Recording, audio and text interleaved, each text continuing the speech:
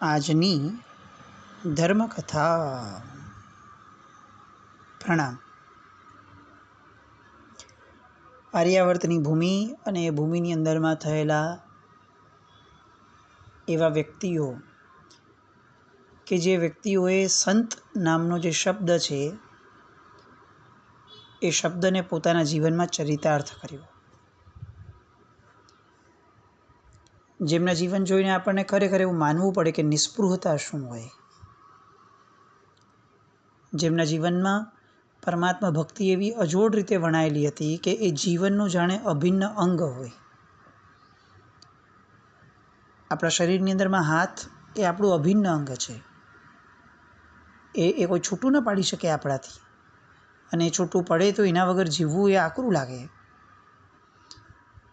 એવી રીતે પરમાત્મા ભક્તિ નામનું તત્વ એ જાણે આ બધાના જીવનમાં એવું અભિન્ન અંગ બની ગયું હતું કે એના વગરનું એ લોકોનું જીવન જ શક્ય ન હોય.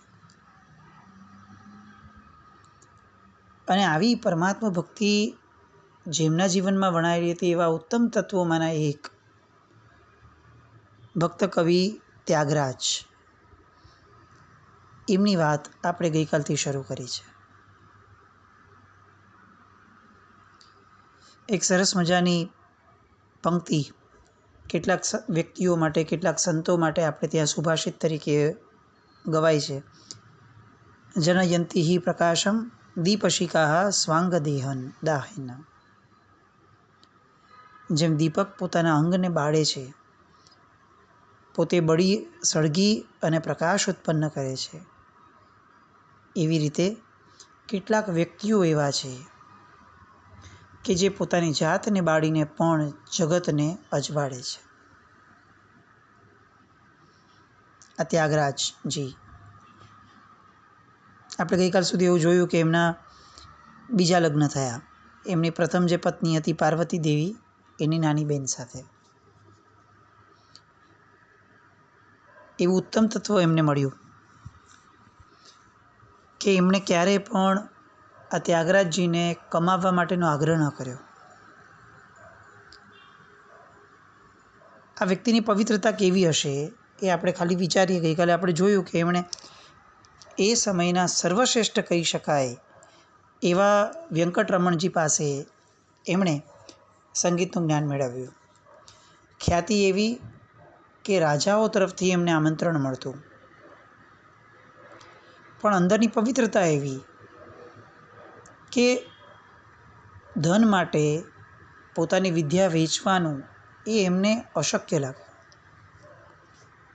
એ એમને મગજમાં જ ન બેઠું. અને એટલી હદ સુધી કે નિર્ધન થયા, પૂર્ણપણે પૈસાથી જાણે વિમુખ થઈ ગયા હોય એ રીતનું જીવન થયું. લક્ષ્મી એ જાણે એમનાથી રિસાઈ ગઈ હોય એવું જીવન થવા લાગ્યું. આ બીજા લગ્ન થયા એ પછીથી એક ટંકનું ભોજન પણ માંડ મળે એવી સ્થિતિમાં એ લોકો રહ્યા. અને તેમ છતાં પણ એમની પત્ની કમલા એક ક્ષણ માટે પણ એમણે આ ત્યાગરાજજીને આગ્રહ ન કર્યો કે આવી રીતે કેવી રીતે જીવશું, કેટલું જીવશું, કંઈ જ નહીં. પોતાના પતિને પરમાત્મા ભક્તિ કરતા જુએ અને એને એવું લાગે કે જાણે મારું જીવન સાર્થક થઈ ગયું આવા પતિને પામીને. મૂળમાં આપણને આ જીવનમાં જે પામવાની મહત્તા લાગે ને એના ઉપર આખું ને આખું આપણું અને આપણા સાથેના લોકોનું જીવન નિર્ભર કરે છે. આજની આપણી પરિસ્થિતિ એવી છે કે આપણને ધન એનું મહત્ત્વ એટલું બધું છે કે આપણને ધનના કારણે મળતી સગવડો એ જરાક પણ ઓછી વધતી થાય તો એ ધન કમાનાર વ્યક્તિને આપણે એ જે કરવું પડે એ કરવા માટે એને કમ્પેલ કરીએ. પણ ક્યાંયથી પણ ધન જોઈએ. કેમ? કારણ કે જીવનમાં આપણને એની મહત્તા લાગી છે, બીજી બધી વસ્તુઓ કરતાં ચડિયાતી મહત્તા. આ કમલાદેવીને પરમાત્મા ભક્તિની મહત્તા એવી લાગેલી. ધન ઓછું મળે ને તો કદાચ જીવન જીવી શકાય, પણ પરમાત્માની ભક્તિ ઓછી થાય તો એ જીવન ન જીવી શકાય. આવા ઉત્તમ વ્યક્તિઓની વાતો આપણે કરી રહ્યા છીએ. ઘણો ધર્મ કરનારા આપણે હોઈએ ને તો ઘણીવાર આપણે આવું કહીએ કે બસ અમારું તો આમ ભગવાનની ભક્તિમાં એવું મન લાગી જાય છે. ઘણીવાર આપણે પોતે આપણને એક બહુ સારા પરમાત્મા ભક્ત તરીકે ગણવા લાગીએ. લોકો આવું કહેતા હોય તો આપણે પોતે પોતાની જાતને ગણવા લાગીએ, માનવા લાગીએ. પણ આવો જ્યારે પણ વિકલ્પ થાય ને ત્યારે આવા સંતો, આ ત્યાગરાજજી જેવા વ્યક્તિઓ એને એકવાર યાદ કરવા જેવા છે. એમની પત્ની એમને ઓર પ્રોત્સાહન આપતી કે તમે આ બધી કોઈ ચિંતા ન કરો, બસ પરમાત્મા ભક્તિમાં લીન બનીને રહો. અને એક દિવસ કૃષ્ણાનંદ નામના એક યોગીરાજ સહજ રીતે ત્યાંથી પસાર થતા હશે અને આ ઈશ્વરે ભેટો કરાવવો હશે એટલે આ કૃષ્ણાનંદ નામના યોગીરાજે ત્યાગરાજજીને આકસ્મિક રીતે મળ્યા. ત્યાગરાજની પ્રભુ ભક્તિ જોઈ, એમની આરાધના જોઈ, એમનો સ્વર જોયો અને બહુ પ્રસન્ન થયા. ત્યારે ત્યાગરાજજીએ એમને બહુ જ વિનયપૂર્વક કહ્યું કે આપનું બહુ મોટું નામ છે. મેં ઘણે ઠેકાણે સાંભળ્યું છે કે આપ એ તો યોગ અને વિદ્યાને આ બધી બાબતની અંદરમાં બહુ ઉચ્ચતમ સ્થાને બિરાજો છો. તો કૃપા કરીને મને એવો ગુરુમંત્ર આપો કે જેના કારણે હું આ ભવની વૈતરણી તરી જાઉં અને મોક્ષ ગતિને મેળવું. નિર્ધન છે પોતે, પણ આટલા પ્રબળ જાણકાર વ્યક્તિ મળ્યા છતાં એને એ પૂછવાનું પણ મન નથી થતું કે કંઈક એવું મને આપો કે જેના કારણે મારું જીવનનો નિર્વાહ જે મારો છે એ વ્યવસ્થિત રીતે થઈ શકે. ના, માંગવાનું આવ્યું તો પણ પ્રભુ ભક્તિ. અને ત્યારે કૃષ્ણાનંદે કહ્યું કે એ વત્સ, તારા ઉપાસ્ય ભગવાન રામ છે, તું એક કામ કર, રામના નામનો 10 કરોડ મંત્ર જાપ કર, તારો ઉદ્ધાર થઈ જશે. ત્યાગરાજજીએ તો શરૂ કરી દીધું 10 કરોડનો મંત્ર જાપ. હવે એમણે તો આખો દિવસ બસ હવે આ જ રટણ શરૂ કરી દીધું. રોજનો 1.25 લાખનો મંત્ર જાપ કરતા. એમની ઉંમર જ્યારે 38 વર્ષની પહોંચી ત્યાં સુધીમાં એમણે 10 કરોડ જાપ પૂરા કર્યા. વર્ષો વીત્યા હતા આ જાપને સિદ્ધ કરવામાં. અને જેવા 10 કરોડ જાપ થયા અને એક ચમત્કાર થયો. ત્યાગરાજજીને વચન સિદ્ધિ પ્રાપ્ત થઈ. એ જે બોલે એ થાય, લોકોની માટે જે કહે એ લોકોમાં થવા લાગ્યા. પોતે, પોતાની આજુબાજુવાળા બધા લોકો સમજવા લાગ્યા કે આ ખરેખર બહુ મોટી ચમત્કારની ઘટના છે. અને આના કારણે આજ સુધી જે નહોતું ચિંતવેલું લોકોએ એ થવા લાગ્યું. લોકો દૂર દૂરથી ત્યાગરાજજી પાસે આવવા લાગ્યા, એમને પગે લાગે, એમની શુશ્રૂષા કરે. શુશ્રૂષા કરવાનું કારણ એ નહીં કે એમની પવિત્રતાનો અંશ મળે, પણ એમના મુખમાંથી સારા આશીર્વાદ મળે. કેમ? કારણ કે એમના આશીર્વાદ એ તાત્કાલિક ફળે છે, એ વચન સિદ્ધ છે. એટલે વચન સિદ્ધિ નામનું પારસમણી એમને પ્રાપ્ત થયું. અને એ પણ એમને પ્રાપ્ત નથી થયું, 10 કરોડનો મંત્ર જાપ કર્યા પછી વર્ષોની મહેનત પછી પ્રાપ્ત થયું. પણ ફરી એકવાર આ વ્યક્તિની પવિત્રતા આમ આપણને નતમસ્તકે વંદન કરવાનું મન થાય એવી. જેમ સંગીતની વિશારદતા પ્રાપ્ત થઈ અને એમને ભય લાગ્યો કે આ સંગીતના કારણે, આ વિદ્યા વેચવાના કારણે મારી પવિત્રતા હણાશે. એટલે એમણે સંગીત પરમાત્મા સિવાયની કોઈ જગ્યાએ વાપરવાનો ત્યાગ લઈ લીધો. હવે એમને વચન સિદ્ધિ પ્રાપ્ત થઈ. અને આ વ્યક્તિની પવિત્રતા જુઓ, એ વ્યક્તિના મનમાં સિદ્ધિ પ્રાપ્ત થયા પછી ભય પેઠો. શેનો ભય પેઠો? કે આ વચન સિદ્ધિના કારણે જેમ હું કોઈનું સારું બોલું અને એનું સારું થઈ જાય, તો એવી જ રીતે અગર મારા મુખમાંથી કેટલાક નબળા શબ્દો નીકળ્યા તો સામાનું ખરાબ પણ થઈ જશે. તો આ તો કેટલું મોટું ભય સ્થાન છે, આપણે કલ્પના ન કરી શકીએ. 10 કરોડના મંત્ર જાપ કર્યા છે, વર્ષો વિતાવ્યા છે અને વચન સિદ્ધિ પ્રાપ્ત થઈ છે પોતાના સ્વબળે, પોતાના સ્વપુરુષાર્થથી. અને એક નાનકડો ભય કે ભૂલથી પણ જો મારા મોઢામાંથી કોઈનું નબળું નીકળ્યું તો, અને બીજે જ દિવસે એ ભગવાન પાસે ગયા. અને જે ત્યાગરાજ રામ એમની મૂર્તિ સામે બેસી અને એમણે આટલા વર્ષોની સાધના કરી છે, એમની સામે ઊભા રહ્યા અને એમણે કહ્યું કે હે રઘુકુલ ભૂષણ, તમારા દ્વારા તમારી કૃપાથી મને જે વચન સિદ્ધિ મળી છે એ આજે મેં આપના ચરણે અર્પણ કરી. આજથી આ વચન સિદ્ધિથી સર્યું. કેવો ત્યાગ, કેવી કર્મોનો ભય, કેવો પાપ ભીરુતા કેવી હશે. આ બધા લોકો છે ને ક્યાંક કદાચ આપણા જેવા શબ્દો નથી સમજ્યા, સમ્યક દર્શન નામનો શબ્દ નથી સમજ્યા, કે બીજા એક પણ આપણે જેને તાત્વિક કહી શકાય, ધર્મ કહી શકાય એવી એક પણ શબ્દની કોઈ પણ ધારા આ લોકો પાસે ન હતી. પણ કદાચ એવું લાગે આપણને, આપણે માનવું પડે કે આ બધા શબ્દોનો જે અર્થ હતો ને, એ અર્થ એ જીવી એમણે બતાવ્યો. આપણે શબ્દો ગોખી અને પોપટની જેમ રટણ કરતા રહ્યા, અને આ બધા મહાપુરુષો એવા કે જે અજૈન કુળમાં જન્મ્યા, અને આ બધા જ શબ્દોનો અર્થ જેમાં નિચોડ નીકળતો હોય એવું તત્વ, સારભૂત તત્વ એ લોકો જીવી બતાવ્યું એમણે. ભગવાન રામચંદ્ર એની અનાસક્તિ અને ત્યાગ જોઈને પ્રસન્ન બન્યા અને સદેહે ત્યાગરાજની સામે ઉપસ્થિત થયા. અને ભગવાનનું અલૌકિક સ્મિત, અલૌકિક પદ્મલોચન, અલૌકિક મુખારવિંદ આ બધું જોઈ અને ત્યાગરાજ એના નેત્રો ડોલવા લાગ્યા. કેટલાક સમયની સમાધિ પછીથી એની આંખ ખુલી અને એને ખ્યાલ આવ્યો કે અચ્છા, આ તો પરમાત્માએ મને બંધ આંખે દર્શન આપ્યા હતા.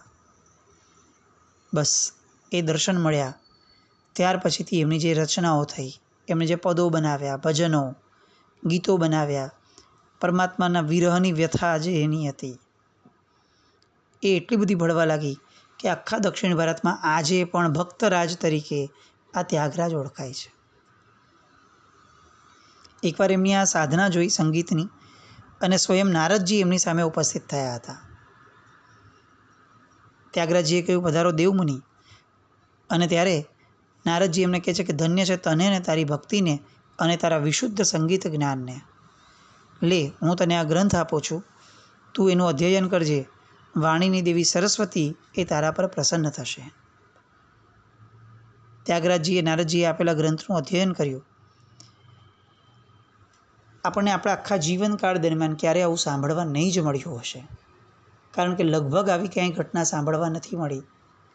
આપણે છે ને આપણા મનુષ્ય લોકનું સંગીત, ઉત્કૃષ્ટ સંગીત એ શીખી શકીએ, પણ આપણે ક્યાં એવું સાંભળ્યું છે અત્યાર સુધી કે દેવલોકની જે સંગીત વિદ્યા છે એ મનુષ્ય લોકમાં કોઈને આવડે? આપણે આપણા શાસ્ત્રો પ્રમાણે પણ, કલ્પસૂત્ર પ્રમાણે પણ વિચારીએ ને તો દેવો એ શીઘ્ર કવિ હોય.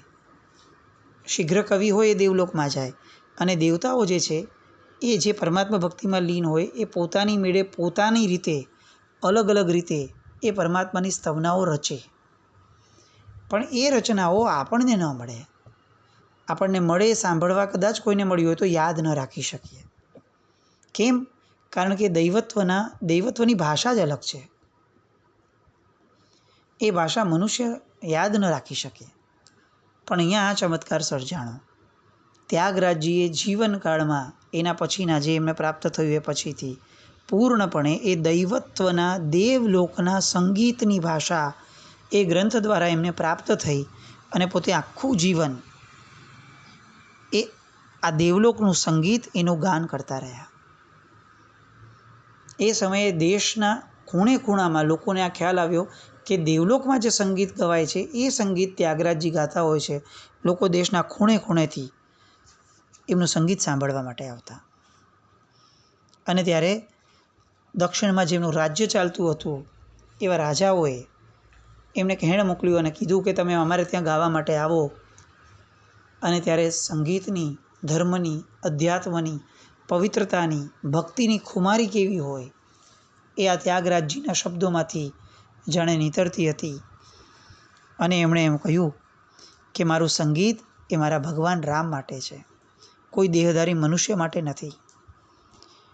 મારું સંગીત અગર તમારે વિનામૂલ્યે સાંભળવું હોય તો આવજો અને ભગવાન રામના મંદિરે આવીને સાંભળજો, પણ મારા સંગીતનું મૂલ્ય ચૂકવવું હોય તો એ આ ભાવમાં શક્ય નથી. એકવાર ત્યાગરાજજી ભગવાન તિરુપતિના દર્શને ગયા હતા. એ સમયે ભગવાન વેંકટેશ એમની પ્રતિમાની આગળ એક પડદો પડ્યો હતો. આમણે કહ્યું કે મારે ભગવાનના દર્શન કરવા છે. અને ત્યારે પહેલાં પૂજારીએ કીધું કે આ દર્શનનો સમય નથી, હમણાં જાઓ. પણ એ ભક્ત કેવો કે જે ભગવાનના દર્શન વિનાનો જાય. એટલે એમણે પૂજારીની સામે મસ્તક નમાવ્યું અને પછી ભગવાનની પ્રતિમા સામે બેસી ગયા. પોતાના કંઠનું જે માધુર્ય હતું એ ઠાલવી અને પ્રભુનું પદ ગાવા લાગ્યા. શીઘ્ર કવિ હતા એટલે તાત્કાલિક એ જ ક્ષણે નવી નવી રચનાઓ કરીને ગાવા લાગ્યા. પૂજારી જોતો રહ્યો અને જાણે ભગવાને પોતે પોતાનો પડદો ખસાવ્યો અને પડદો આપમેળે ખસ્યો. ત્યાગરાજે ભગવાન વેંકટેશના ચરણે મસ્તક નમાવ્યો. કેટલાક સમય ગયો, એમની પત્ની કમલાનું અવસાન થયું અને પછીથી તો પૂર્ણપણે ભગવાન રામચંદ્રની ભક્તિમાં એ ગળાડૂબ બન્યા. દક્ષિણ ભારતના અનેક દેવ મંદિરોની યાત્રા કરી અને અંતે આ જગતની અંદરમાંથી એ છેલ્લે ત્યાગરાજ જ્યોત જે છે એ વિદાય પામી. એમનો બહુ મોટો શિષ્ય સમુદાય આજે પણ જીવંત છે. મુંબઈની અંદરમાં 1979ની અંદરમાં એમના જન્મનો ઉત્સવ ઉજવવામાં આવ્યો હતો. એ સમયે એ કર્ણાટકનું જે સંગીત જે ત્યાગરાજજી ગાતા હતા સામાન્યપણે, એ ત્યારે શ્રોતાઓને એ કાર્યક્રમની અંદરમાં સંભળાવવામાં આવ્યું. આમ ભક્તિ, કવિતા અને સંગીત એ ત્રણેયના ત્રિવેણી સંગમ સમા ત્યાગરાજજી, એમના ચરિત્ર દ્વારા આપણે એ સમજી શકીએ છીએ કે કંઈક એવી વિભૂતિ હતા કે જે વિભૂતિની નિસ્પૃહતા એ આપણા બધાના ગજા બહારની હતી, આપણી કલ્પના બહારની હતી. ભક્તિ યોગ એ નિસ્પૃહતાને જન્મ આપે છે. ભક્તિ યોગ એ અલખના માનવીઓ માટે છે. એવું સ્વીકારીને આપણે પણ આવા કંઈક ભક્તિ યોગની કેટલાક સમય, કેટલીક ક્ષણ માટે પણ સ્પર્શ ના કરીએ જીવનમાં, એવી ભાવના ભાવીએ. અને આવા જ ભક્તિ યોગના સમ્રાટ કહી શકાય એવા એક બીજા સંતના સાનિધ્યની અંદરમાં જઈએ. ત્યાગરાજજીની વાત આપણે કરી એ કર્ણાટકમાં, દક્ષિણ ભારતના. હવે જેમની વાત કરવી છે એમના નામથી આખું ને આખું મહારાષ્ટ્ર આજે પણ ભક્તિસભર બની જાય છે. આજે પણ આટલા વર્ષે પણ એમનું નામ પડે અને આખો ને આખો સમુદાય, સંપ્રદાય એમનો એ ભક્તિની અંદરમાં ઝૂમી ઉઠે. મહારાષ્ટ્રમાં એવું એક અધકેરું ઊંચું નામ સંતની પરંપરામાં, એટલે સંત જ્ઞાનદેવ. નાથ સંપ્રદાયની એક શ્રેષ્ઠતમ વિભૂતિ કહી શકાય એ સંપ્રદાયમાં જન્મેલા એવા આ સંત જ્ઞાનદેવ. અને હું બહુ ચોક્કસપણે એવું કહું છું કે એમના પિતાનું, એમના માતા પિતાનું, એમના ભાઈ બહેનોનું આ જીવન સાંભળ્યા પછીથી એમનું આપણે એવું દ્રઢપણે માનવા લાગશું કે સંતપણું એ જો કદાચ ક્યાંક આપણે સાંભળ્યું છે તો એ જ્ઞાનદેવજી મહારાજમાં સાંભળ્યું છે. કેવું સંતપણું, કેવું જીવન, અને એક નાનકડા જીવનની અંદરમાં કોઈ એક વ્યક્તિ કેટલું બધું જીવન જીવી શકે છે એ આ સંત જ્ઞાનદેવના ચરિત્રમાંથી શીખવા મળે. જ્ઞાનની દુનિયાનું એક બહુ મોટું નામ જે લગભગ આજથી 800 વર્ષ પહેલાં થયું. મહારાષ્ટ્ર, એમાં પૂના અને એનું નજીકનું ગામ આણંદી. સ્વામી રામાનંદ એ એક દિવસ આ આણંદી ગામમાં આવ્યા. અનેક ભક્તો એમના દર્શન કરવા આવ્યા. એમાં એક સન્નારી, એક સ્ત્રી બ્રાહ્મણી, એ પણ એમના દર્શન માટે આવી. બહુ સ્વાભાવિક રીતે એ સ્ત્રી એ સ્વામી રામાનંદને પગે લાગી અને બહુ આકસ્મિક રીતે, સાહજિક રીતે સ્વામીજીના મુખમાંથી નીકળી પડ્યું આશીર્વાદ રૂપે પુત્રવતી ભવ. અને એ સ્ત્રી અટકી ગઈ, સ્વામીજી સામે જોઈ રહી અને બહુ મંદ સ્મિત સાથે પૂછ્યું કે સ્વામીજી, આ આપ શું બોલ્યા? અને સ્વામીજીએ કહ્યું કે કેમ પુત્રી, કયા વિચારમાં સરી પડી તું? આ આશીર્વાદમાં તને કેમ અજુગતું લાગ્યું? અને ત્યારે બહુ જ નમ્રપણે પેલી સ્ત્રીએ, સન્નારીએ કહ્યું કે સ્વામીજી, આપના આશીર્વાદને હું શિરોધાર્ય કરું છું, પણ ભગવાન, મારા પતિ એ તો સંન્યાસ ગ્રહણ કરી ચૂક્યા છે અને કાશીમાં વસે છે. હવે આપના આ આશીર્વાદને મારે કઈ રીતે સ્વીકારવા? એટલે પેલા સ્વામીજી એ બાઈને કેટલાક પ્રશ્નો પૂછે છે કે તારા પતિનું નામ શું છે? તો કે વિઠ્ઠલ પંત. અચ્છા, એમણે કોની પાસે દીક્ષા લીધી છે? તને જાણ છે નહીં? તો કે હાજી, મને જાણ છે. કોની પાસે? તો કે સાહેબ, આપની પાસે. અને પેલા સ્વામીજી કહે છે કે તું ઘેર જા, તારો પતિ જે છે ને એ તારે ત્યાં પાછો ફરશે અને પછી મારા આશીર્વાદ એને તું ગ્રહણ કરજે. પણ મને એ કે એણે જ્યારે રજા લીધેલી, સંન્યાસ લીધેલો, ત્યારે તારી રજા મેળવીને સંન્યાસ લીધેલો કે રજા મેળવ્યા વગર સંન્યાસ લીધેલો? અને ત્યારે પેલી સ્ત્રી એમ કહે છે કે મારી સ્પષ્ટ ના હોવા છતાં પણ એ સંન્યાસી બની ગયેલા. આ આર્ય દેશની અંદરમાં સ્ત્રીના વિચારની પણ કેટલી કિંમત છે. આજથી 800 વર્ષ પહેલાંની આ વાત. એ આર્ય સન્નારીનું જીવન કેવું હોય અને એના એક શબ્દની પણ કેટલી કિંમત. એ બધી વાતો માટે ફરીથી આવતીકાલે મળીએ. ફરી હું આ વસ્તુ કહું, આ વાતો કદાચ અજૈન સંતોની છે એટલા માત્રથી આપણે આ વાતો તરફ નાનકડો પણ નબળો વિકલ્પ કરવા જેવો નથી. કારણ કે પવિત્રતા, ભક્તિ આ ધર્મ જોઈને નથી આવતી, આ હૃદય જોઈને આવે છે. આપણે અહીંયા અજૈનપણાને ઊંચું નથી કરતા, આપણે હૃદયની અંદરમાં રહેલા ભાવોને ઊંચા કરીએ છીએ.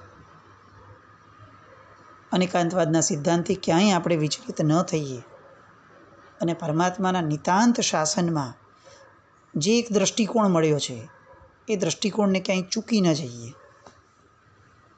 બસ એટલી કાળજી સાથે. જીનાજ્ઞા વિરુદ્ધ કંઈ પણ બોલાય તો મિચ્છામિ દુક્કડમ. જૈનમ જયતિ શાસન.